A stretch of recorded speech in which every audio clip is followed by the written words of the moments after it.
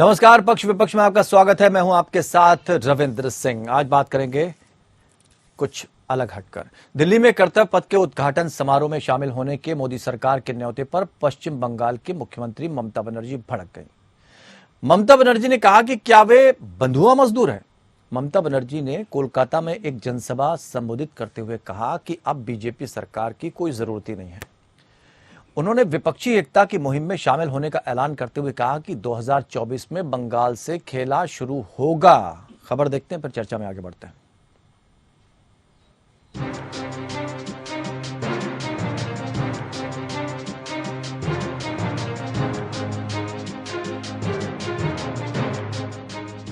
ममता बनर्जी एक बार फिर मोदी सरकार पर नाराज हो गई हैं। उन्होंने कोलकाता में एक रैली को संबोधित करते हुए कहा कि मुझे एक अपर सचिव का पत्र मिला जिसमें कहा गया कि पीएम मोदी 7 बजे दिल्ली में नेताजी की मूर्ति का अनावरण करेंगे। आपका वहां 6 बजे मौजूद होना जरूरी है। ममता ने कहा कि क्या मैं बंधुआ मजदूर हूं। नेताजी सुभाष चंद्र बसुर गलाय आरेकबार माला दिए एलाम। केन बोलुन तो? रेड रोडের ওখানে যে নেতাজি সুভাষ চন্দ্র বসুর মূর্তিটা ছিল তো, ওই মূর্তিটা কিসের মূর্তি করছে এখন? যে স্ট্যাচুটা করছে ওটা কিসের করছে? আগে কিসের ছিল? আগে কিসের ছিল? দিল্লিতে নেতাজির যে মূর্তিটা ভাঙা হয়েছিল। ममता बनर्जी को इस बात पर भी खासी नाराजगी है कि एक अंडर सेक्रेटरी एक मुख्यमंत्री को पत्र कैसे लिख सकता है। ममता ने कहा कि बीजेपी को अपने इसी अहंकार की वजह से हार का सामना करना पड़ेगा। ममता ने 2024 आम चुनाव के लिए भी तृणमूल कांग्रेस की रणनीति का खुलासा किया। ममता ने कहा कि 2024 में हम बंगाल से खेला शुरू करेंगे। हेमंत सोरेन, अखिलेश यादव, नीतीश कुमार और दूसरे दलों के साथ एकजुट होंगे, तब बीजेपी कैसे सरकार बनाएगी। ममता बनर्जी ने कहा कि अब बीजेपी सरकार की कोई जरूरत नहीं है। ममता यहीं नहीं रुकी, बल्कि ये भी दावा किया कि झारखंड में ऑपरेशन लोटस को नाकाम करने में उन्होंने भूमिका अदा की। ममता ने कहा कि हाल ही में बंगाल पुलिस ने झारखंड के विधायकों को बहुत अधिक नकदी के साथ गिरफ्तार करके पड़ोसी राज्य में खरीद फरोख्त को रोका और हेमंत सोरेन सरकार को गिरने से बचाया। दरअसल पश्चिम बंगाल के हावड़ा जिले के पंचला में 30 जुलाई को झारखंड के 3 कांग्रेस विधायकों के वाहन को रोककर उससे लगभग 49 लाख रुपए नकद बरामद किए गए थे और तीनों विधायकों को गिरफ्तार कर लिया गया था। विधायकों ने दावा किया था कि ये पैसा उनके राज्य झारखंड में एक आदिवासी त्योहार के लिए साड़ियां खरीदने के वास्ते था। वहीं गठबंधन सरकार में शामिल कांग्रेस ने दावा किया कि बीजेपी विधायकों को 10-10 करोड़ रुपए और मंत्री पद की पेशकश करके हेमंत सोरेन सरकार को गिराने की कोशिश कर रही थी। ममता बनर्जी ने कहा, बीजेपी को लगता है कि वो हमें सीबीआई और ईडी से डरा सकती है, लेकिन जितना अधिक वे लोग इस तरह के हथकंडे अपनाएंगे, उतना ही अगले साल के पंचायत चुनाव और 2024 के लोकसभा चुनाव में हार के करीब पहुंचेंगे। कुल मिलाकर नीतीश कुमार की विपक्षी एकता की कोशिशों के बाद ममता बनर्जी ने एक बार फिर नए सिरे से विपक्षी एकता की कोशिशों में शामिल होने का मन बना लिया है। Bureau report, APN. बहुत नाराजगी है भारतीय जनता पार्टी से ममता बनर्जी की, लेकिन ये नाराजगी रंग क्या लाएगी। हमेशा खेला बिगाड़ने में लगी रहती हैं ममता बनर्जी, बात बात पर नाराज हो जाती हैं। इस नाराजगी के पीछे की वजह क्या है? क्यों भारतीय जनता पार्टी पे इस तरह के आरोप लगा रही हैं ममता बनर्जी? समझते हैं। 2 खास मेहमान इस चर्चा में हमारे साथ शामिल हैं। अश्विनी शाही, प्रवक्ता भारतीय जनता पार्टी, और राम प्रकाश पांडे, प्रवक्ता टीएमसी। आप दोनों मेहमानों का बहुत बहुत स्वागत करते हैं सर। अश्विनी शाही जी, महिलाओं के सम्मान की बात करने वाली पार्टी एक महिला की अवहेलना क्यों कर रही है, ये थोड़ा समझना चाहते हैं आपसे। बड़ा आरोप लगा रही है ममता बनर्जी। रविंद्र जी, महिला सम्मान हमेशा सर्वोपरि रहा है, वो हमारी आदि शक्ति है और हमेशा सम्मान रहेगा। लेकिन ममता दीदी थोड़ा सा दूजे किस्म की हैं। वो उनको कोई चीज जब रट जाती है तो वो उसको बोलती रहती हैं। जैसे देखिए, आज कहा उन्होंने कि हम बंधुआ मजदूर नहीं है। प्रोटोकॉल तोड़ना उनका काम है। डीजीपी के समर्थन में जो है वो अपने ही उसमें सरकार में बैठ जाती हैं अनशन पर। और सच जो है कि केंद्र सरकार का राज्य सरकार में क्या पद रखता है, जो प्रोटोकॉल है वो चिट्ठी लिखता है, तो वो कहती हैं बंधुआ मजदूर नहीं है। महामहिम राज्यपाल जी जब चिट्ठी लिखते हैं या कोई बात कहते हैं तो उन्होंने भी कहा 2022 को ब्लॉक करते हुए महामहिम राज्यपाल को ट्विटर पर, खैर वो प्राइवेट चीज है, उससे सरकार से कोई लेना देना नहीं है। उन्होंने वहां भी कहा था कि मैं उनकी बधुआ मजदूर नहीं हूं। तो ये बधुआ मजदूरी कहाँ आ गई है ममता जी के दिमाग में? कहीं ऐसा तो नहीं कि जो दिख रहा है, जिसका नाम वो ले रही हैं, हेमंत, अखिलेश, नीतीश और केसीआर और शरद पवार जी, नहीं वो तो कह रही जिस तरह से उनके पास न्योता पहुंचा वो ठीक नहीं था, वो तरीका ठीक नहीं था। रविंद्र जी देखिए, इसका एक सिस्टम होता है, एक अधिकारी नियुक्त किया जाता है और वो अधिकारी के हस्ताक्षर से सभी जगह पर, सभी प्रदेशों में जितने गणमान्य आमंत्रित होते हैं उनको बुलाया जाता है। ऐसा नहीं है कि माननीय प्रधानमंत्री जी के दस्तक से ही हर जगह जो है न्योता जाता है या निमंत्रण जाता है। तो वो बुलाने का अब लग सकता है पूरा किसी को कि कहीं ऐसा उनको जो है एक विशेष विमान भेजा जाना चाहिए था, माननीय प्रधानमंत्री जी चाहे महामहिम राष्ट्रपति जी उनको बुलाने जाते, कुछ ऐसा सोच रही होंगी वो, तो वो अलग बात है, उनकी सोच है। मगर जो प्रोटोकॉल है, जो नियम है, उसका पालन किया गया और उस प्रोटोकॉल के हिसाब से उनको भेजा गया पत्र और आने के लिए आमंत्रित किया गया। चूंकि नेताजी सुभाष बाबू पश्चिम बंगाल से संबंध रखते हैं, इसलिए पश्चिम बंगाल की मुख्यमंत्री को वहां बुलाना अपरिहार्य कारणों से वो था, इसलिए बुलाया गया उनको। और आज उनको ये फक्र होना चाहिए, बुलावा की बात नहीं है, ये तो नेताजी का सम्मान है। जहां जॉर्ज पंचम की फोटो लग रही है और वो राजपथ जो है कर्तव्य पथ बन रहा है। नहीं वो तो ये भी आरोप लगा रही कि जो आधिकारिक यात्रा थी शेख हसीना की, उसमें उन्हें कोई आमंत्रण ही नहीं मिला। अब शेख हसीना जी अगर भारत, क्योंकि वो एक देश की प्रमुख हैं और एक देश के प्रमुख के साथ बैठक करने अगर वो आई हैं, तो इसमें इनको अगर कोई आवश्यकता होती, उस प्रदेश के कोई अगर एजेंडे में वो चीज होती वहां की, तो जरूर निमंत्रण दिया जाता। रविंद्र जी, ऐसा कुछ नहीं है। वो हो सकता है कि द्विपक्षीय कोई वार्ता है या चीजें हैं, इस वजह से उनको नहीं बुलाया गया है। ये तो कोई, इसलिए हमने सवाल पूछ लिए कि आप जब चर्चा शुरू हुई तो रामप्रकाश पांडे जी को ये मलाल ना रह जाए कि हमने कुछ पूछा नहीं आपसे। रामप्रकाश जी, अब क्या नाराजगी है? सारी चीजें विस्तार से बता दी अश्विनी साई ने। बार बार नाराजगी जो है ना, व्यक्ति के व्यक्तित्व को ही हल्का कर देती है, इसीलिए तो नहीं विपक्ष उनको हल्के में ले रहा। जी नहीं, उन्होंने जो भी ये कहा, नाराजगी जताई है, वो यथार्थ है।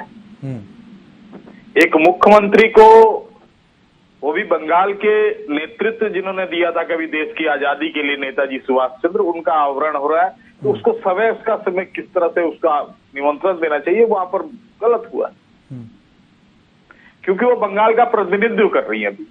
ठीक, उन्हें उसी तरह से बुलाया जाए। हम नहीं कह रहे हैं कि हेलीकॉप्टर देके बुलाया जाए, जिस तरह अश्विनी जी बोल रहे हैं। अरे हेलीकॉप्टर देके बुलाना ये जरूरी नहीं है।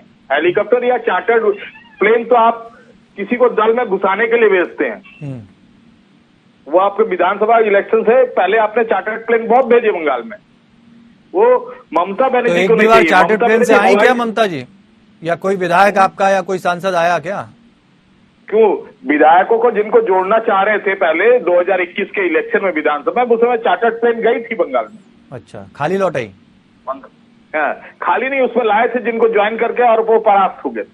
अच्छा, उनको ज्वाइन कराया गया था कल दिल्ली में लाके। नहीं तो इस बात की नाराजगी, कभी कहीं पर खड़े होने की नाराजगी, कभी आमंत्रण को लेकर नाराजगी, कभी कहीं नारे लग जाएं अगर जय श्री राम के तो भी नाराजगी, बात बात में नाराजगी, 20 मिनट इंतजार कराया इस बात की नाराजगी, तो ऐसे कैसे चलेगा? देखिए, आज आपको जैसे पता है कि ममता बनर्जी का खुद का भी एक कर्मसूची था। देखिए, सामने बंगाल में पंचायत इलेक्शन है, उन्होंने ब्लॉक स्तर के सभी नेतृत्व को बुलाया था और वहां पर उनको वो संबोधन कर रही थी। लेकिन सवाल ये भी उठे थे ना कि प्रधानमंत्री जब वहां पर मौजूद थे पश्चिम बंगाल में, तो ममता बनर्जी जी बीच से ही चली गई थी, तो ये भी क्या एक मुख्यमंत्री को शोभा देता है? शोभा नहीं देता, किंतु वहां पर प्रधानमंत्री के रहते हुए एक नेताजी सुभाष चंद्र बोस का कार्यक्रम हो रहा है, वहां जय श्री राम का नारा लगाने का क्या अर्थ हो रहा है? तो फिर अभिव्यक्ति की आजादी क्या मतलब? अभिव्यक्ति की आजादी का मतलब तो ये नहीं कि आप किसी भी चीज को जगह देख के तो नारे लगाया जाए। वो कोई धार्मिक कार्यक्रम तो था नहीं है, या फिर राजनीतिक कार्यक्रम भी नहीं था। देश के सर्वोपरि नेतृत्व का एक नेताजी सुभाष चंद्र का जन्मदिन का उत्सव था, वहां पर इस तरह के स्लोगन देने के लिए क्या मतलब है? नहीं, ईगो बना लिया जाए ये भी तो उचित नहीं है। राजनीति में तो एक एटिकेट्स होते हैं, सारी चीजें होती हैं। यहाँ ईगो बनाने का देखिए, वो ममता बनर्जी भी जय श्री राम को मानती है, वो भी हिंदू है और हम भी हिंदू हैं।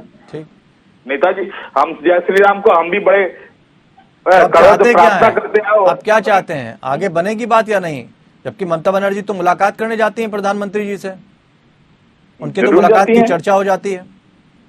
हाँ, जाती है। जहाँ फेडरल स्ट्रक्चर में प्रधानमंत्री के पास मुख्यमंत्री जाएंगे ही मिलने के लिए, क्यों नहीं चलिए, जाएंगे? एक वक्त था अब शेख हसीना जी बड़े आए, प्यार से मुलाकात वहाँ होती थी ममता बनर्जी और प्रधानमंत्री नरेंद्र मोदी जी की, लेकिन अब वो वक्त है जब थोड़ी सी नाराजगी ममता बनर्जी में नजर आ रही है। अश्विनी जी, कई और भी आरोप लगाए हैं ममता बनर्जी, उनकी नाराजगी कहीं ना कहीं जायज नजर आती है। वो कह रहे हैं कि हमको शिकागो जाने से रोक दिया, हमको चीन जाने से रोक दिया। क्या डरती है बीजेपी? किस बात का डर? रोकना तो कई स्टेट के मुख्यमंत्री जो है केंद्र सरकार से परमिशन मांगते हैं जाने के लिए। जो सिस्टम है इस तो फेडरल फिर सिस्टम में रोक क्यों दिया जाता है? और भारत सरकार के नजर में उपयुक्त नहीं है। कहा उत्तर प्रदेश के मुख्यमंत्री पिछले 5 साल में कितने देश की यात्रा पर गए? अरविंद केजरीवाल भी तो यही आरोप लगा रहे थे। मैं रविंद्र जी, मैं यही तो बता रहा हूँ, मैं गिनती करा रहा हूँ कि माननीय योगी आदित्यनाथ जी कितने प्रदेश में यात्रा पर गए। नहीं तो अगर बीजेपी के नहीं जाएंगे तो बाकी भी नहीं जाएंगे। बाकी अगर क्या करने जाएंगे, उसी चीज को तो बताना पड़ता है कि केंद्र सरकार में जो संबंधित विभाग है उनका एजेंडा दीजिए। क्यों जा रहे हैं आप? केजरीवाल जी क्या करने गए थे? पिछली बार एक बार और गए थे।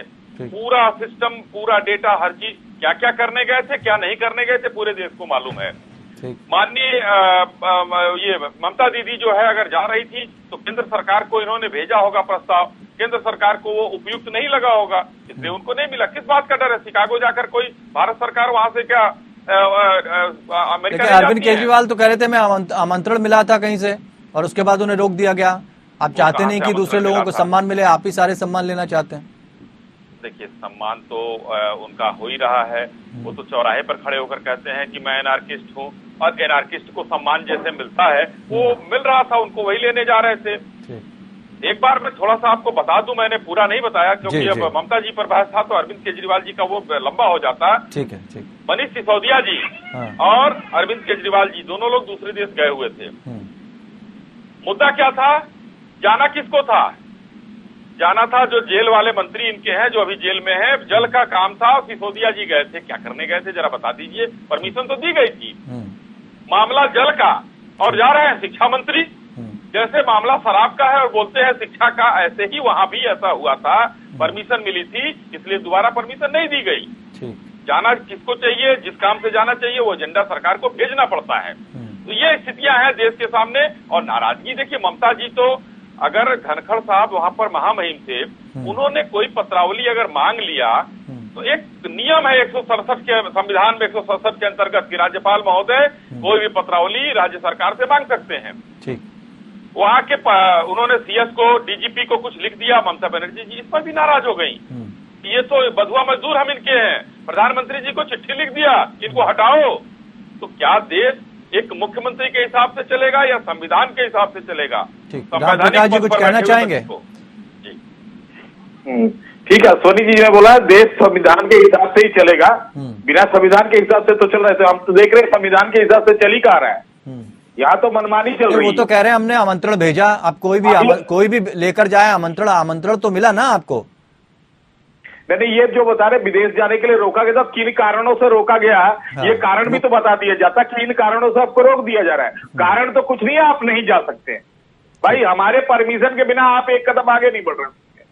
तो कोई लेटर कुछ तो मिला होगा जिसमें ये कहा होगा कि आप क्यों नहीं जा सकते। अगर वो कह रहे हैं आधिकारिक तौर पर सारी चीजों की सूचना दी जाती है, तो आपने अप्लाई किया होगा, तो आपने भी कारण अप्लाई किए होंगे कि इस विषय पर, इन बिंदुओं पर हम जाना चाहते हैं। जा रहे हो तो बिना बोले तो एक मुख्यमंत्री अन्य देश में नहीं जा सकती है, तो बताया होगा तो उनको कारण तो बताया जाता। किन कारणों के कारण आप नहीं जा सकते, तो नहीं भाई आप नहीं जा सकते। यही तो वो पूछ रहे हैं कि किन कारणों से आप जाना चाहते, कारण तो बताइए। कारण तो उसमें सारे लिखे हुए हमारी मुख्यमंत्री ने भेजा होगा। ये तो आपको रिप्लाई भी तो मिला होगा कि किन कारणों से रोका गया, कि सिर्फ आप आरोप लगा दीजिए, पन्नों में छप जाइए बस। आज भी मुख्यमंत्री ने, ममता बनर्जी ने जिस तरह से बोला है, उन्हें क्लियर शब्द बोला है कि हमें रोक दिया जाता है, हमें जाने नहीं दिया जाता है, हमें उस जगह पर परमिशन नहीं।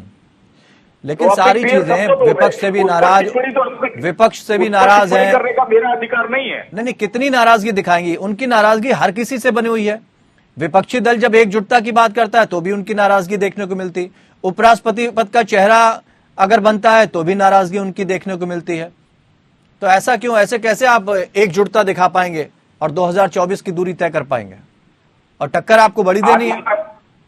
आज ममता बनर्जी ने अपना रोड मैप दिखा दिया है, उस रोड मैप के हिसाब से हम 2024 में आगे बढ़ेंगे। तो खेला करती रहेंगे? हाँ, खेला होगा अश्विनी जी, खेला होता रहेगा आपका।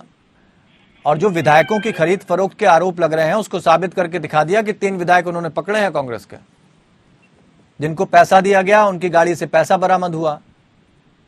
वो पैसा तो हमने सुना है ममता बनर्जी जी ने दिया था, वो पार्थो चटर्जी जो पकड़े गए हैं 58 करोड़ पकड़ा गया, उसी में से उनको मिला था, ये तो मैंने सुना है।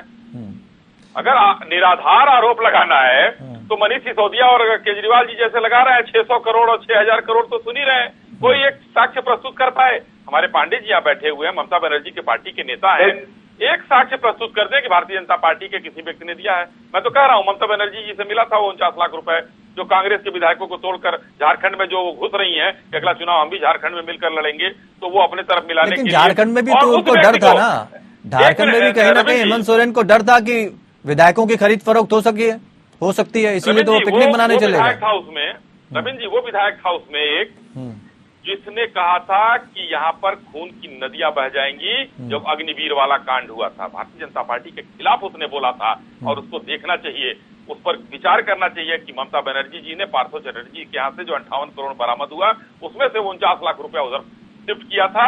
इसके मजबूत साक्ष्य मिल रहे हैं। महाराष्ट्र में महाराष्ट्र के सिंधे गुट के लिए जो गुवाहाटी में खर्चा हुआ था वो किसने खर्चा किया था?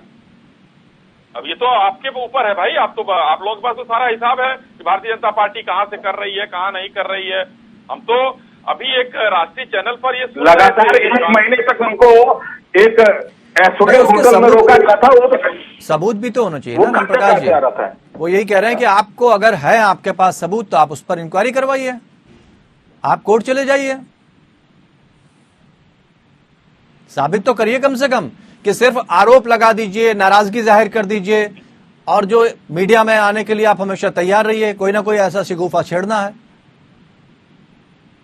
तो मीडिया में हम कहाँ आते? मीडिया में तो हमसे ज्यादा यही आते हैं। नहीं, वो तो स्मृति ईरानी जी कह रही थी प्रजातंत्र लेके चल रहे हैं। नहीं, स्मृति ईरानी का बयान याद आ रहा है कि ममता जी खेला करती हैं और नरेंद्र मोदी काम करते हैं। हाँ, तो वो देखी जा रहा है कि काम तो यही हो रहा है, सीबीआई और ईडी का काम हो रहा है। विरोधी दलों के हर जगह पर हर राज्य में सीडी और ईपीआई का खेल हो रहा है। अरे सर, आरोप लगा रहे हैं तो कम से कम सबूत भी तो दीजिए। आम आदमी पार्टी जब आती है तो सबूतों के साथ आती है कि देखिए साहब ये कागज है हमारे पास। आप लोग बस हवाई बातें करते हैं और कहते हैं कि हाँ ऐसा खेला हो रहा है, ममता जी खेला कर देंगी। विपक्षी दल तो आपको गंभीरता से नहीं ले रहे हैं। देखिएगा 24 में, देखिएगा गंभीरता से लेगा ही। विधानसभा इलेक्शन में भी कोई गंभीरता से नहीं ले रहा था, ये 200 पार कर रहे थे और सिमट के आ गए। ठीक है अश्विनी, जल्दी जवाब दीजिए। 3 से 66 तक पहुंच गए, ये बहुत बड़ा अचीवमेंट हमारा रहा, इसको भी सोचना चाहिए। 200 हम लक्ष्य हम बड़ा रखेंगे तभी अचीव करेंगे। एक बात मैं कहना चाह रहा हूँ, ममता बनर्जी जी आज जो खेला करने की बात कह रही हैं, इनसे बड़े केजरीवाल जी है, उनके पास 2 राज्यों में सरकार है, प्रधानमंत्री कौन होगा। उनसे बड़ी कांग्रेस है, राहुल गांधी के पास कई राज्यों में सरकार है, प्रधानमंत्री कौन होगा। सबसे बड़े नेता शरद पवार जी हैं, प्रधानमंत्री कौन होगा। और अभी पटना में जो कांड हुआ, केसीआर जी ने ये बोलने से मना कर दिया पत्रकारों के जवाब का कि नीतीश जी को अगला प्रधानमंत्री का कैंडिडेट बनाएंगे, तो उन्होंने कहा कि बात करेंगे, विचार करेंगे। तो अब सबसे बड़ी बात है कि 10 प्रधानमंत्री के जो कैंडिडेट हैं वो कितने एक होकर लड़ेंगे, कौन सा खेला उनमें होगा, ये देखने वाली बात है। अच्छा, बीजेपी उसके लिए भी तैयार है? खेला होता है, बीजेपी उसके लिए भी तैयार है। बीजेपी सबका साथ, सबका विकास और सबका विश्वास के साथ अपने लक्ष्य पर अग्रसर है। सरकार माननीय नरेंद्र मोदी जी के नेतृत्व में 2024 में बेरोक टोक यहाँ की जनता बनवा रही है, आशीर्वाद देकर अपना। ठीक है, बहुत बहुत शुक्रिया आप दोनों मेहमानों का हमारे साथ जुड़ने के लिए। लेकिन समझना होगा कि ममता बनर्जी की ये नाराजगी किस हद तक रंग लाएगी 2024 में, और क्या भारतीय जनता पार्टी पर या प्रधानमंत्री नरेंद्र मोदी पर इसका कोई असर होता नजर आएगा, ये देखना होगा। फिलहाल इतना ही, नमस्कार।